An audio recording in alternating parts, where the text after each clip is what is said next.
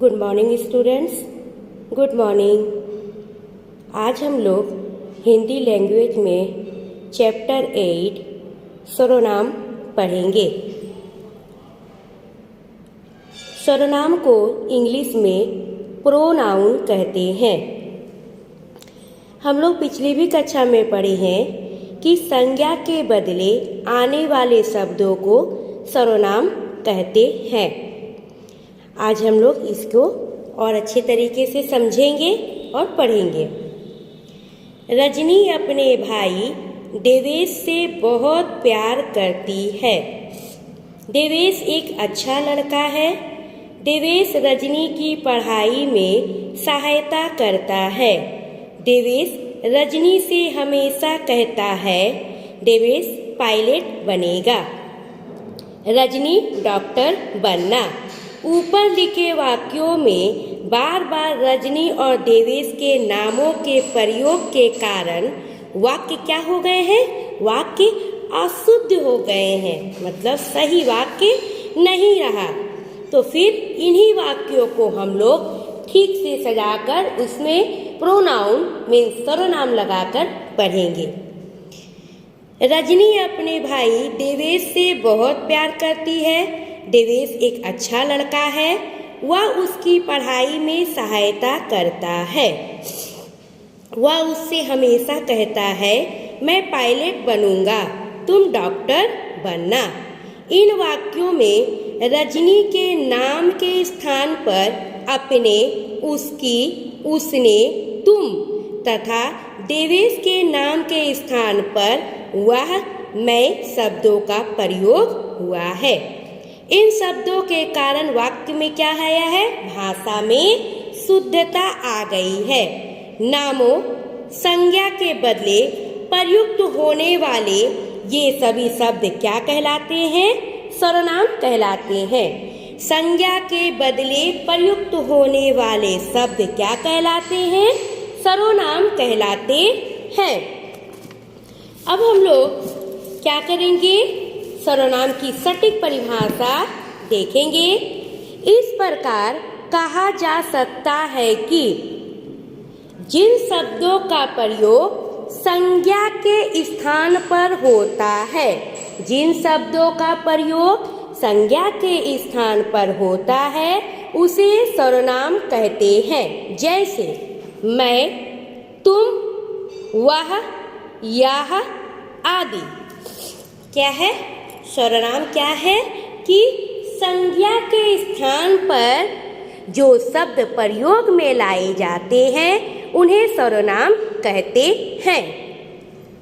अब आगे पढ़ेंगे कि सर्वनाम के कितने भेद होते हैं। Kinds of pronoun. सर्वनाम के कितने प्रकार होते हैं या फिर भेद होते हैं? सर्वनाम के 6 भेद होते हैं। मीन्स सर्वनाम 6 प्रकार के होते हैं। पहला है पुरुषवाचक सर्वनाम, दूसरा है प्रश्नवाचक सर्वनाम, तीसरा है निश्चयवाचक सर्वनाम, चौथा है अनिश्चयवाचक सर्वनाम, पांचवा है संबंधवाचक सर्वनाम और छठा है निजवाचक सर्वनाम। सबसे पहले हम लोग पुरुषवाचक सर्वनाम के बारे में पढ़ेंगे। पुरुष से ही मालूम चल रहा है कि इसमें किसी प्राणी का बोध हो रहा है। पुरुषवाचक सर्वनाम पर्सनल प्रोनाउन क्या है? पुरुषवाचक सर्वनाम पर्सनल प्रोनाउन। पुरुष मीन्स प्राणी का बोध कराने वाले सर्वनाम शब्दों को पुरुषवाचक सर्वनाम कहते हैं। जैसे मैं, तुम, वह आदि। अब एक बात और ध्यान देने की है कि पुरुषवाचक सर्वनाम के भी 3 भेद होते हैं। हम लोग इंग्लिश में भी पढ़े थे कि पर्सन 3 प्रकार के होते हैं। फर्स्ट पर्सन, सेकेंड पर्सन और थर्ड पर्सन। कि इंग्लिश की ही तरह हिंदी में भी पुरुषवाचक सर्वनाम 3 प्रकार के होते हैं। एक होता है उत्तम पुरुष जिसे इंग्लिश में फर्स्ट पर्सन कहते हैं। दूसरा होता है मध्यम पुरुष, जिसे इंग्लिश में सेकंड पर्सन कहते हैं, और तीसरा होता है अन्य पुरुष, जिसे इंग्लिश में थर्ड पर्सन कहते हैं। तो क्या है, क्या जाने हम लोग कि पुरुषवाचक सर्वनाम के 3 भेद होते हैं। पुरुष, उत्तम पुरुष, मध्यम पुरुष, अन्य पुरुष, फर्स्ट पर्सन, सेकेंड पर्सन और थर्ड पर्सन। अब हम लोग उत्तम पुरुष किसे कहते हैं या पढ़ेंगे। उत्तम पुरुष फर्स्ट पर्सन, किसी भी बात को कहने वाला या लिखने वाला अपने लिए जिन सर्वनाम शब्दों का प्रयोग करता है वे उत्तम पुरुष कहलाते हैं। क्या है कि वह पर्सन, वह व्यक्ति जो किसी भी बात को कहने या लिखने वाला खुद होता है और उनमें जिन सर्वनाम शब्दों का प्रयोग होता है उन्हें ही हम लोग उत्तम पुरुष सर्वनाम कहते हैं। जैसे मैं, हम, मुझे, हमें आदि। अब है हम लोगों का मध्यम पुरुष सेकेंड पर्सन, जिनसे बात की जा रही हो, जिनसे बात की जा रही हो उनके लिए प्रयोग होने वाले सर्वनाम शब्द मध्यम पुरुष सर्वनाम कहलाते हैं। जैसे तुम, आप, तू, तेरा, आपका आदि। क्या है मध्यम पुरुष? जिनसे बात की जा रही हो, कोई भी बात जिनसे की जा रही है और उनके लिए जो हम लोग सर्वनाम शब्द प्रयोग करते हैं उन्हें ही कहते हैं मध्यम पुरुष सर्वनाम। जैसे तुम, बोलते हैं ना कि तुम पढ़ाई कर रहे हो, यहाँ जो तुम उच्चारण हुआ है, तुम सर्वनाम शब्द का प्रयोग हुआ है, वह कौन सा सर्वनाम है? मध्यम पुरुष सर्वनाम है। अब है अन्य पुरुष थर्ड पर्सन, जिनके विषय में बात की जा रही हो, जिस किसी के विषय में बात बोला जा रहा है, किया जा रहा है, उनके लिए प्रयोग होने वाले सर्वनाम शब्द अन्य पुरुष सर्वनाम कहलाते हैं। क्या है अन्य पुरुष थर्ड पर्सन? क्या है? जिनके विषय में बात की जा रही है उनके लिए प्रयोग होने वाले सर्वनाम शब्द क्या कहलाते हैं? अन्य पुरुष सर्वनाम कहलाते हैं। जैसे वह, वे, यह आदि। ठीक है, देखिए क्या है, सर्वनाम किसे कहते हैं? संज्ञा के स्थान पर प्रयोग किए जाने वाले शब्दों को सर्वनाम कहते हैं। सर्वनाम के 6 भेद होते हैं। पुरुषवाचक सर्वनाम, प्रश्नवाचक सर्वनाम, निश्चयवाचक सर्वनाम, अनिश्चयवाचक सर्वनाम, संबंधवाचक सर्वनाम, निजवाचक सर्वनाम। पुरुषवाचक सर्वनाम पर्सनल प्रोनाउन। पुरुषवाचक सर्वनाम किसे कहते हैं? कि जिसमें पुरुष अर्थात प्राणी का बोध कराने वाले सर्वनाम को पुरुषवाचक सर्वनाम कहते हैं। पुरुषवाचक सर्वनाम के 3 भेद होते हैं। उत्तम पुरुष फर्स्ट पर्सन, मध्यम पुरुष सेकेंड पर्सन और अन्य पुरुष थर्ड पर्सन। अब हम लोग आगे पढ़ेंगे प्रश्नवाचक सर्वनाम। जैसे कि नाम से ही पता चल रहा है कि इस सर्वनाम में प्रश्न किया जाने वाले शब्द का प्रयोग होता है। जिन सर्वनाम शब्दों का प्रयोग प्रश्न पूछने के लिए किया जाता है उन्हें प्रश्नवाचक सर्वनाम कहते हैं। जिन सर्वनाम शब्दों का प्रयोग क्या होता है? जिन सर्वनाम शब्दों का प्रयोग प्रश्न पूछने के लिए किया जाता है उन्हें प्रश्नवाचक सर्वनाम कहते हैं। जैसे आपके आदर्श शिक्षक कौन है? मतलब आपका आइडल टीचर कौन है? आपका आदर्श शिक्षक कौन है? आपके पिताजी का क्या नाम है? ये क्या है? ये है पुरुषवाचक सर्वनाम। यहाँ पर जो कौन, क्या सर्वनाम शब्दों के माध्यम से प्रश्न पूछा गया है, अतः ये क्या है? प्रश्नवाचक सर्वनाम है। इसी कारण किन्हें, किस, कहाँ आदि उन समस्त शब्दों को प्रश्नवाचक सर्वनाम कहते हैं, जिनके माध्यम से प्रश्न पूछा जाता है और प्रश्न का उत्तर कोई संज्ञा शब्द होता है। क्या है प्रश्नवाचक सर्वनाम?